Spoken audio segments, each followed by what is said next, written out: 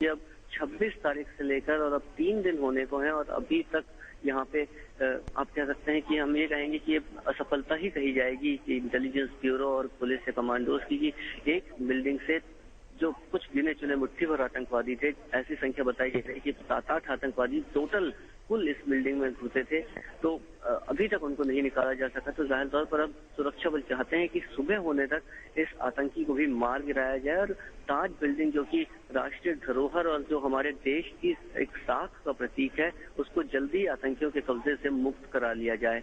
यही वजह है कि अचानक इस वक्त अभी से 10 मिनट पहले ही फायरिंग यहाँ पे तेज हो गई, अचानक बमों का इस्तेमाल होने लगा। पूरा ये इलाका जो कुलाबा का है, ये सिर्फ गोलियों की आवाज से गूंज रहा है और पूरी कोशिश की जा रही है कि जितना जल्दी हो सके उतना जल्दी ताज को आतंकवादियों से मुक्त करा लिया जाए।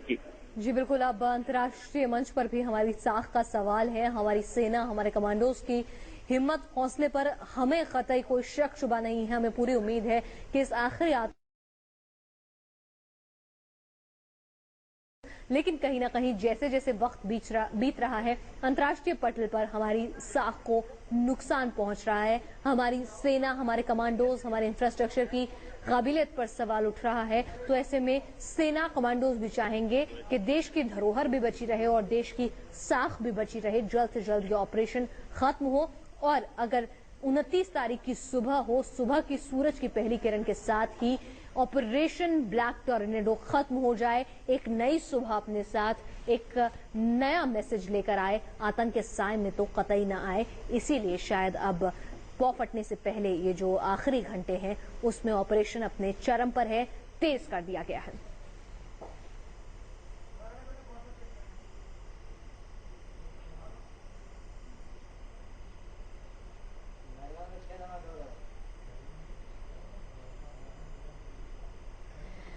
चलिए, और इस बीच खबर आ रही है कि नरीमन हाउस में छठा धमाका हुआ है। जी हां, छठा धमाका। खबर तो ये थी कि 5 लाश हैं बंधकों की, जिनके अंदर उन्होंने जिलेटिन की जगह डेटोनेटर लगाया हुआ है और उसे एक रोबो जैसी तकनीक से, रिमोट सेंसिंग तकनीक, लैंड माइनिंग बिछाने में जो तकनीक इस्तेमाल होती है, कमोबेश उसी के तर्ज पर उन्होंने उसे वहां पर फिक्सअप किया हुआ था और जिसकी गुत्थी सुलझा रहे थे, जिसे डिफ्यूज कर रहे थे हमारे सेना के जवान और एनर्जी कमांडोज, एक्सपर्ट्स।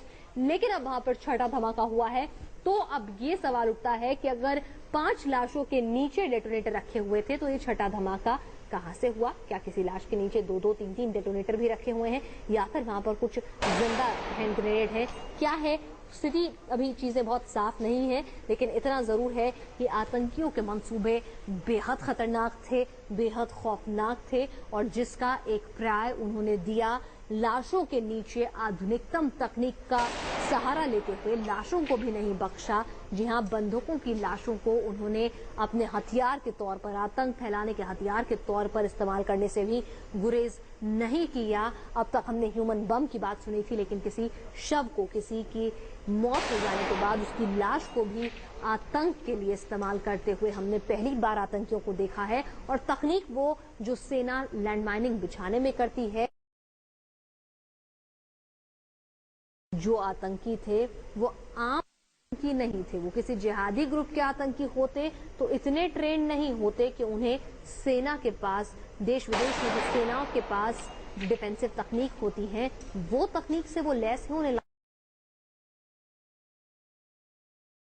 के नीचे आप डेटोनेटर रखिए, रोबोट जैसी चीज से कनेक्ट कीजिए और कमोबेश वही तैयार हो जाएगा जो लैंड माइनिंग का कंसेप्ट होता है कि जैसे ही वजन अगर पड़ा या फिर अपने स्थान से हटा तो धमाका हुआ। और यही तकनीक का इस्तेमाल हुआ भी है। नरीमन हाउस में 5 धमाके हो चुके हैं, छठा धमाका भी अब से कुछ ही देर पहले हुआ है। तो सवाल ये कि वहां पे कुछ जिंदा बम है, हैंड ग्रेनेड इस तरह के हैं, कुछ इस तरह का विस्फोटक है जिसमें आग लग रही है, या फिर शवों के नीचे ही इतनी ज्यादा संख्या में डेटोनेटर लगाए गए थे कि धीरे धीरे करके सेना उन्हें डिफ्यूज करे जा रही है। आसपास के लोगों में जरूर थोड़ा एक बार फिर से जो चैन की नींद सो गए थे, ये सोच करके चलिए भाई नरीमन हाउस उनके इलाके में तो अब जो 48 घंटों से भी ज्यादा तक चली मुठभेड़ थी वो खत्म हो गई है, वो एक बार फिर से नींद से जाग गए हैं। चिंता उनके चेहरे पर है कि आखिर ये फिर से धमाके हो रहे हैं, एक एक कर धमाके हो रहे हैं। 10-10, 15-15 मिनट के बाद 6 धमाके हो गए हैं। तो आखिर ये कहां से हुए हैं, तो उन लोगों को बता दें कि सेना वहां पर अभी क्लियरिंग अप कर रही है। जो पूरा का पूरा नरिमन हाउस है उसे क्लियर अप कर रही है। तो वहां पर बहुत हद तक संभव है कुछ ऐसा विस्फोटक पदार्थ मिले, कुछ जिंदा बम मिले, तो इसीलिए वहां रह रहकर ये धमाके हो रहे हैं। इसीलिए आप बिल्कुल भी पैनिक ना करें। हमारे संवाददाता वीरेंद्र सिंह गुनावत नरिमन हाउस से हमारे लिए तस्वीरें लाए। प्रियदर्शन हमें ताज पर हो रही फायरिंग के बारे में अपडेट दे रहे हैं। दोनों खबर पर नजर बनी रहेगी, लेकिन इस छोटे से ब्रेक के बाद।